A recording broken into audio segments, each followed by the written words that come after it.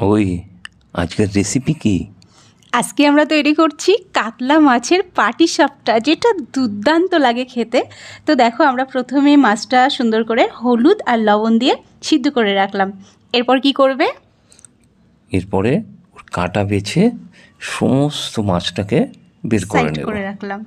এরপর আমরা কড়াইতে তেল দিয়ে কি দিলে তুমি?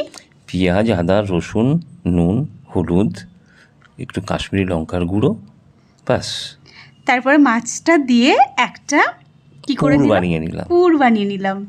তো দেখো, এরপর আমাদের একটা ব্যাটার তৈরি করতে হবে। তো ময়দা দিয়ে দিয়েছি।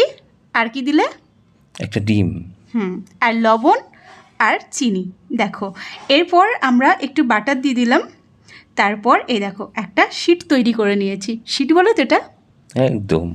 তারপর দেখো, আমার বর সুন্দর করে গোল গোল বানিয়ে নিয়েছে, পাটিসাপটার শেপ দিয়ে দিয়েছে। এরপর আমরা অল্প একটু অয়েল দিয়ে এরপর কি করবে? একটু সেঁকে নিলাম। ব্যাস, দেখো কি সুন্দর লাল কালার এসেছে, জাস্ট অপূর্ব। এরপর আমরা একটু কাসুন্দি দিয়ে দিলাম। একদম। এটা খেতে দারুণ লেগেছিল, কিন্তু আমি এই একটাই পেয়েছিলাম, বাকি তিনটে কিন্তু ও খেয়েছে। একদম নয়। একদম, ও খেয়েছে বেশি। আমি জাস্ট তোমাদের সামনে এইটুকু দেখিয়েছিলাম। তো চলো, সকলে ভালো থেকো, টাটা।